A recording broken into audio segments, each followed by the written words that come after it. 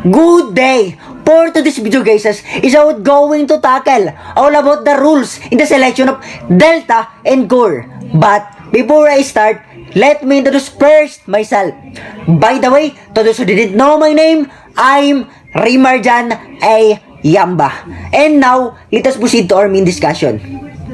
When we talk about Delta and Core guys, these are the two focal point in the study fingerprint.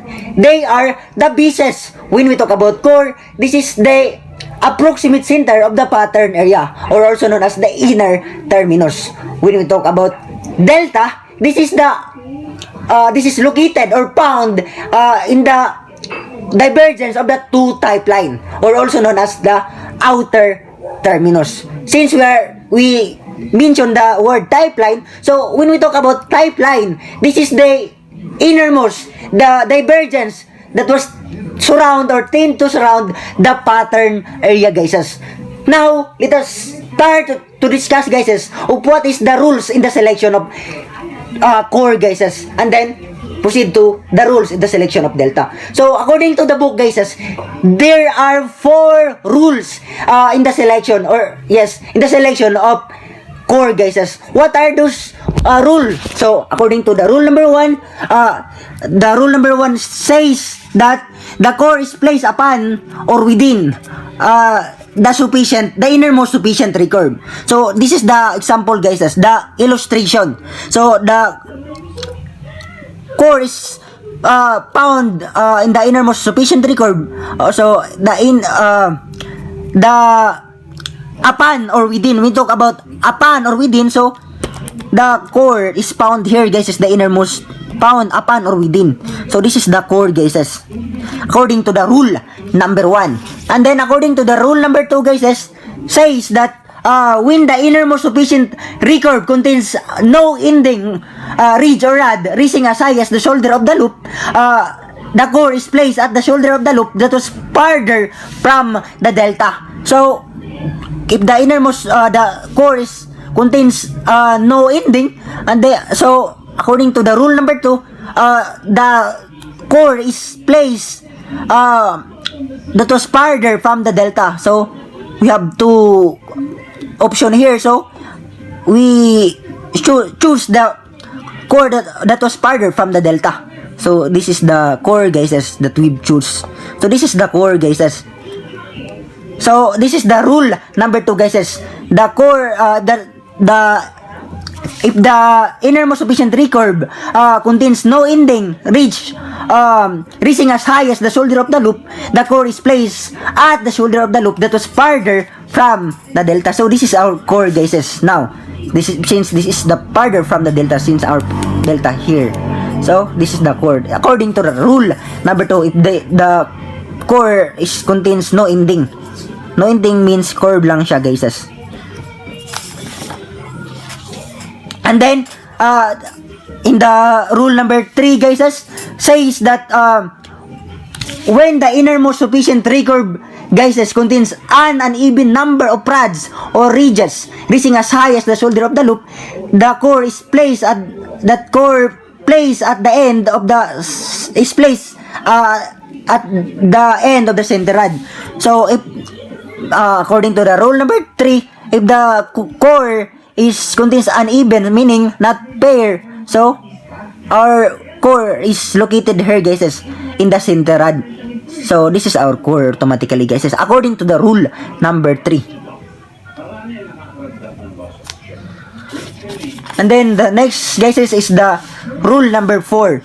When the innermost sufficient recurve contains an even number of rod or ridges reaching as high as the shoulder of the loop, the core is placed at the end of the 2 center rod farther from the delta.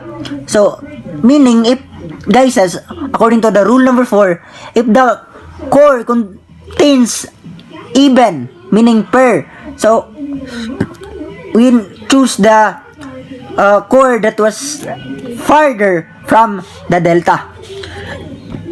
So this is our core. Since this is even, meaning our core here is the 2, then we need to choose the core that was farther from the delta. See, so meaning this is our core, guys. Since this is core that was farther from the delta, so this is our core now, guys.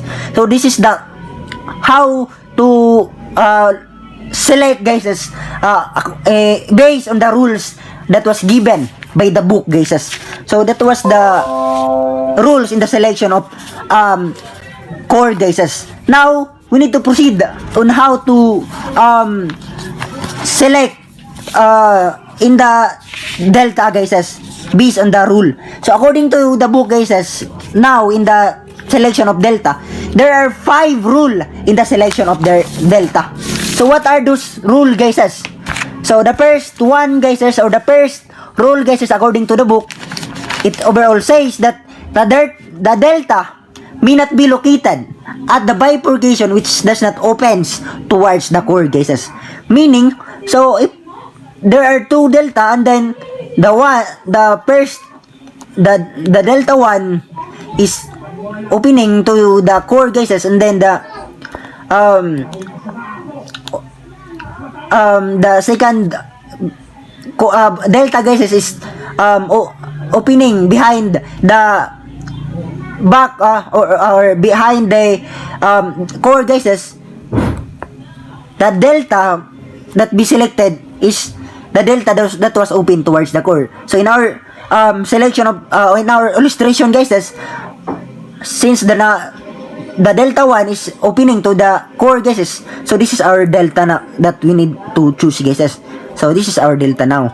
So according to the rule number 1 says that the delta may not be located at the bifurcation which does not opens towards the core. So by the way, guys, there are 6 delta, guys, that was belong in the selection of delta. There are 6 ridges that was belong in the delta, guys. What are those? The bifurcation, the ending ridge, the ending ridge, the short ridge, the dot, the converging ridge, and the recurving ridge, guys. So these are the 6 ridges that was belong in the delta, guys. So this is we are done in discussing the delta, guys. Now in the rule number 1 of the delta. Then the next, guys, is the rule number 2 of the selection of delta, guys. So here, guys, in our rule number 2, the delta, when there is according to the book, when there is a choice between the bifurcation and the another type of delta, the bifurcation is selected. So if there is a choice now, guys, there is a choice between the bifurcation and the another type of delta, that the converging ridge and the ending ridge. So the bifurcation must be selected. If there is a choice between the bifurcation and the another type of delta, the bifurcation must be selected, guys. So this is our delta now, guys. Since according to the rule number 2, the delta, the bifurcation must be selected. If there is a choice between the bifurcation and another type of delta, the bifurcation must be selected. So in the rule number 3, guys, stated that when there is a series of bifurcation which is open towards the core, the bifurcation that was nearest to the core must be selected. So meaning, if there is a series of bifurcation that was opening towards the core, the nearest that to the core, guys, must be selected. Meaning, this is our delta now, guys. Since this is nearest to the core, our core, guys. So that was the rule number 3, guys. Now, the rule number 4. So in the rule number 4, guys, when there are 2 or more delta, when there are 2 or more delta that was conformed to the definition, the delta nearest to the core must be selected. So before we proceed to discuss this this rule, let's start to discuss first the rule number 5 in order for us to deeper understand of what is rule number 4. So let us proceed first to discuss of what is rule number 5.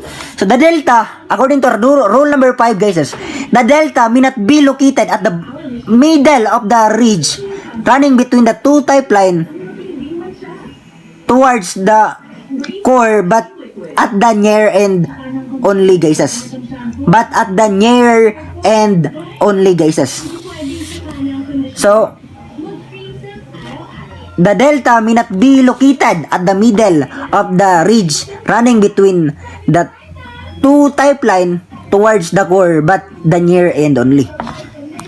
So meaning our delta guys is not located here guys, but in the near end only guys. Not located here, not located in this part of delta guys, but at the near end only. So, and that was nearest to the core. So, in the rule number 5, our delta here is, since this is nearest to the core, so this is our delta guys. The delta must not be located at the middle, not be located here, but at the near end only. That was nearest to the core. So this is our delta now guys. Now let us back again to the rule number 4. According to the rule number 4 guys, when there are two or more delta that was conformed to the definition, the delta nearest to the core must be selected. So meaning, if there are two or more delta that was conformed to the definition, not belong to those definition that was I've stated earlier, the rule number 1, 2, 3, and 5.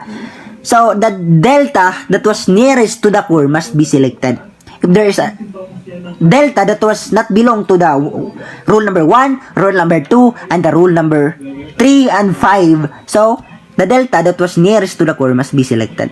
Since in our example, the nearest to the core is the dot ridge. So this is our delta now guys. So this is our delta now. So that was how the rules in how to calculate guys.